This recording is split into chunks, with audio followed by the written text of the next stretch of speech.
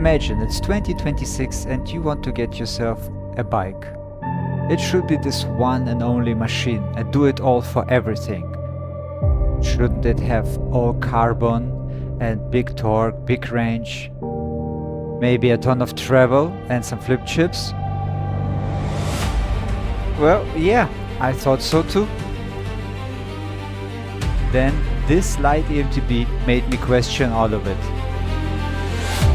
Meet the Commencal TEMPO Power.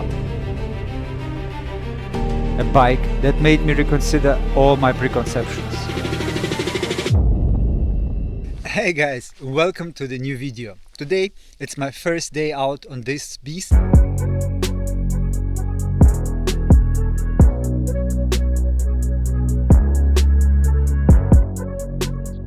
And I want to call him Tony. I don't know, for whatever reason, this was the first name that came to my mind, and I think every bike deserves a name.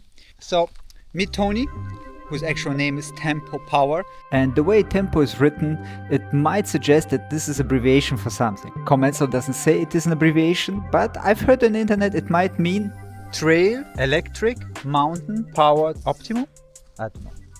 And for all of you new to this channel, this bike has been provided to me by Commencal, but I can still do with it whatever I want and share my honest opinions. And this one is the TEMPO Power Signature model, which is the top kit with all the Kashima stuff going on, XOR wireless shifting and so on. Should you want to see more about the kit, I will link the unboxing video on the top right hand corner for you.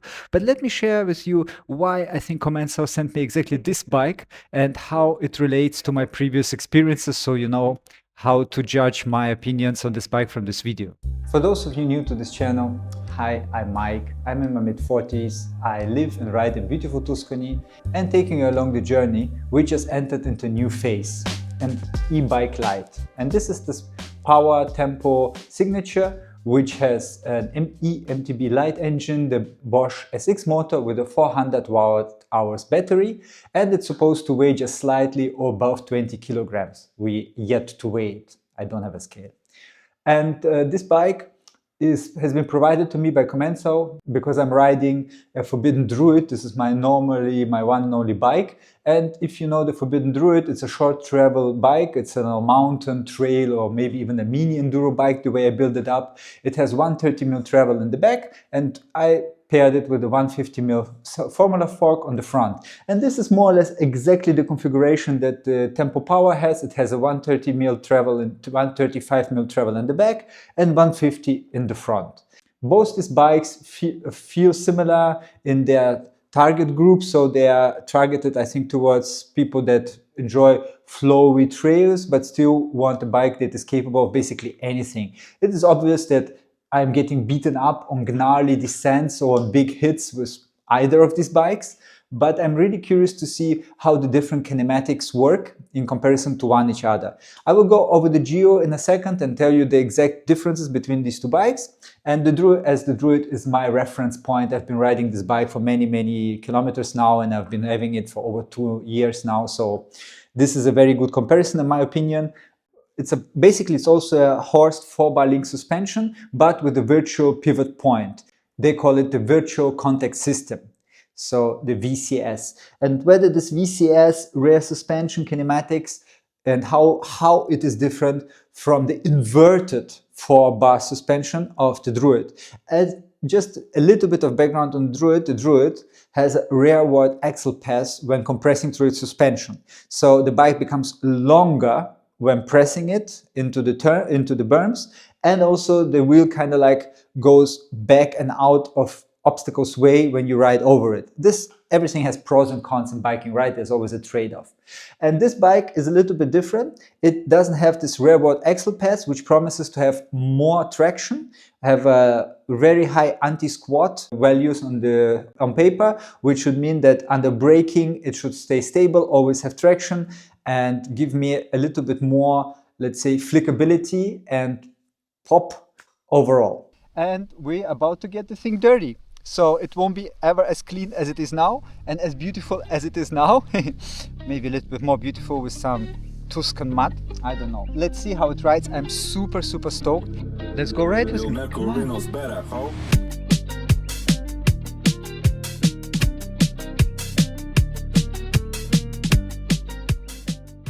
So while pedaling up, let's talk a little bit about the sounds of happiness. Here, I let you partake on the Bosch 6 motor sounds.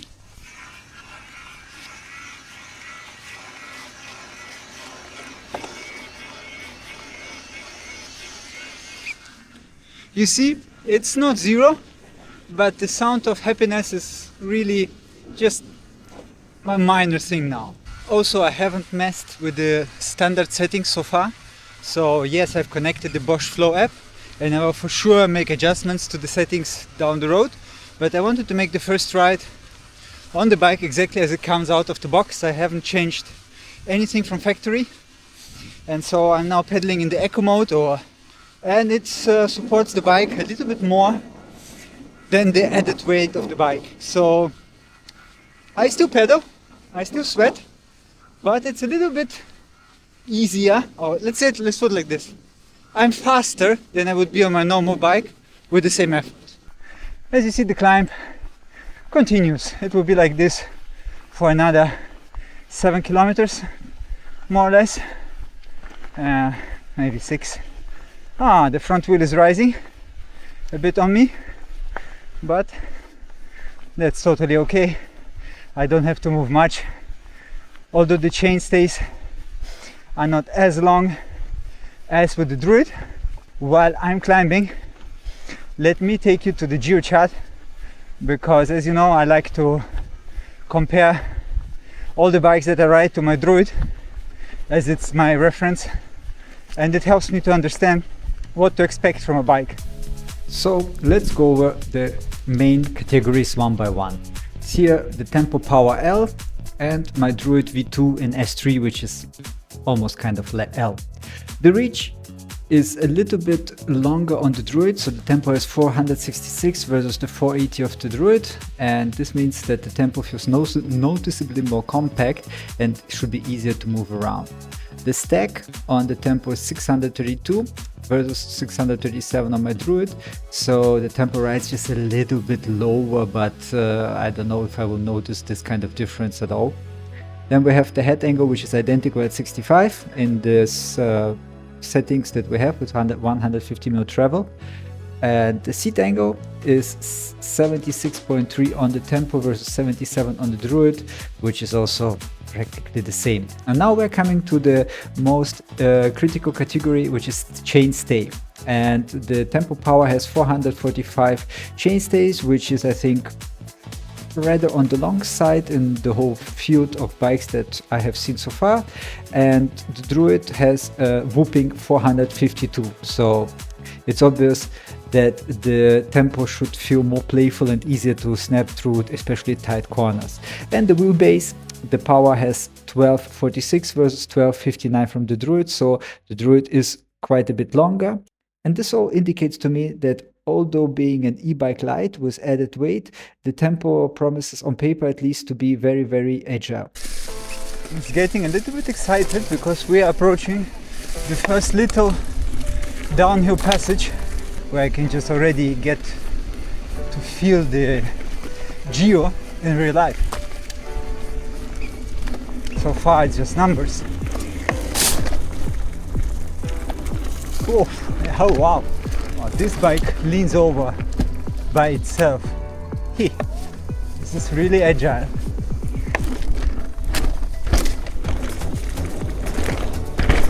Yeah. Super plush, the Fox suspension.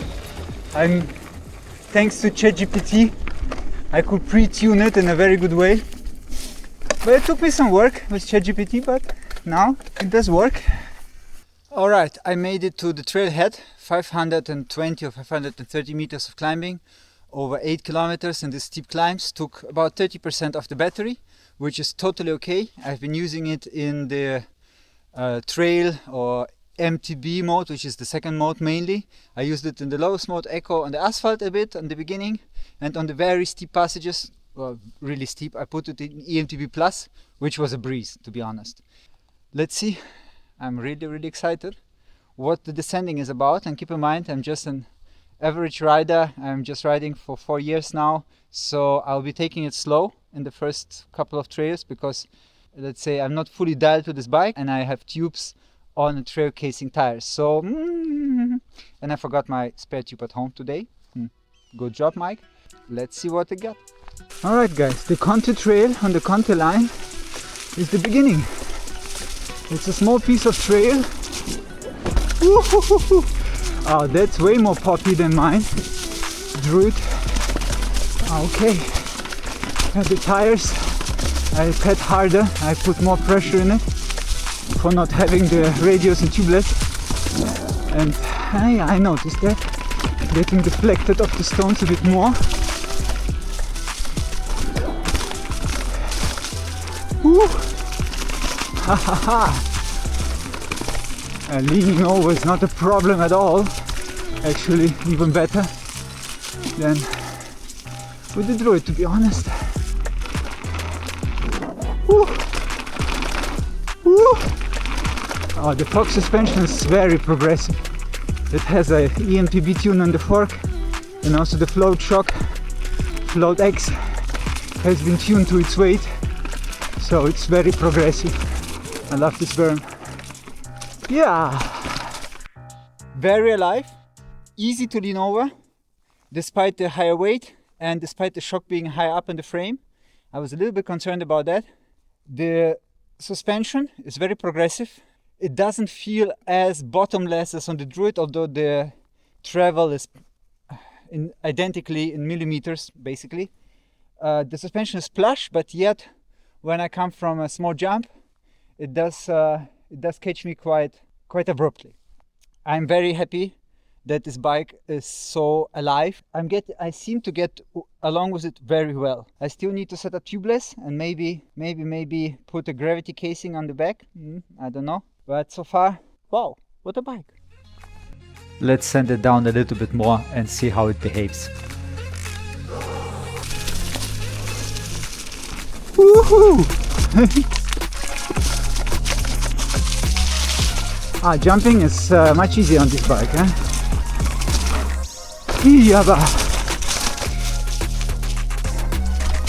Yeah. Woo. So this one is a little piece which is machine made in parts and has some nice berms. Oh yeah, baby. And this one, oh yeah. Hee hee.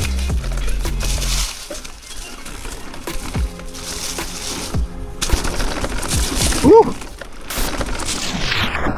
Woo! Yeah, almost a nice bike. Woo! There's not a ton of grip to be found. Yeah!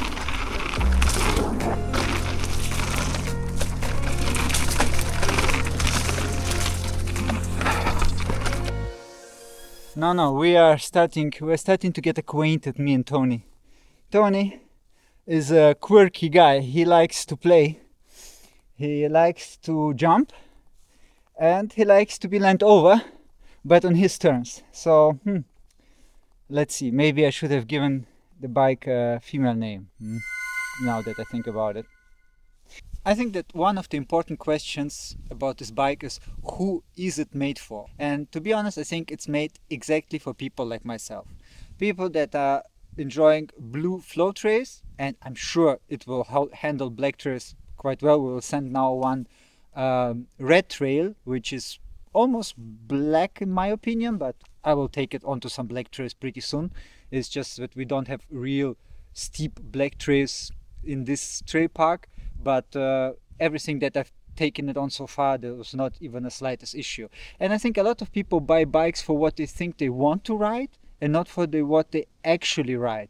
And for me, this is a perfect bike in that sense that what I usually do is I do a loop after work. I want to get up quick, I want to do a loop, and I don't want to have a super heavy, huge bike. And I think that you can even get a range extender for this one. I don't have it, but this is an option you could do. And even without the range extender, I've been going up and down in this trail area today and already clocked to 1000 meters of climbing, and the battery still has 40% left, so that's okay. That's really okay.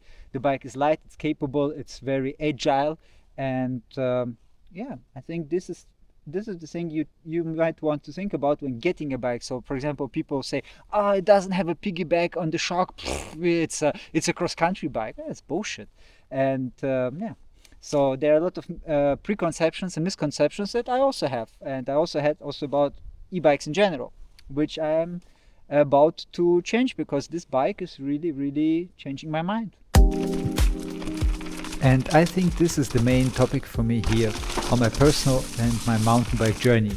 There's a lot of times that I have to admit to myself that I've been wrong about something, and I held an opinion for quite a while it was not really based on any proper experience that I had.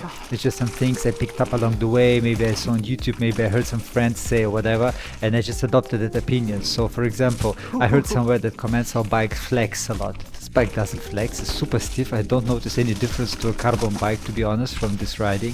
Then that you need like a full power e-bike because the half power light eMTB is not this and not that. That's also bullshit. It's supporting me on this ride, fantastic, and the battery is lasting very long. Then that the shock has to have a piggyback, doesn't need to have a piggyback if your descents are not over like 15-20 minutes, I believe, and that and all this kind of stuff, you know. And also the eMTB thing is in itself, and now I'm very happy that I have made the step to go onto the eMTB and to add it at least to my fleet. We will see how it will turn out long term with my normal bike. But now that I have it, I'm a little bit also sad that I haven't done it before. But probably the technology was not there before. So now these bikes are light, they're capable, they are efficient. But wow, what a package this bike is, and I am really getting along with it. Wow, almost lost it on a stick. This is a steep bit. No problem.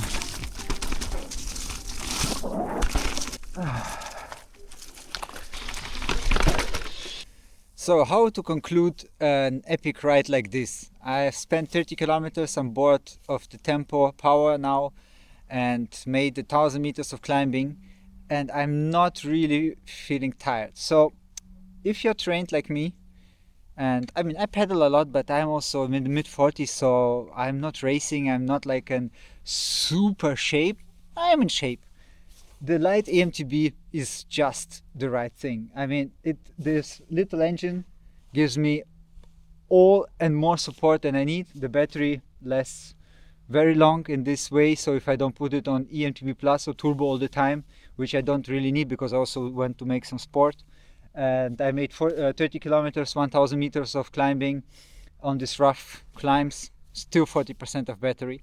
And yeah, the bike handles fantastic, and it wants to play, it wants to send it fast down the trail. It's a little bit more twitchy than the Druid. I have to watch this rear end, and probably it's also due to me running tubes, and I have it like on 29 psi in the rear, and it's trail casing, so I think this is also a big difference.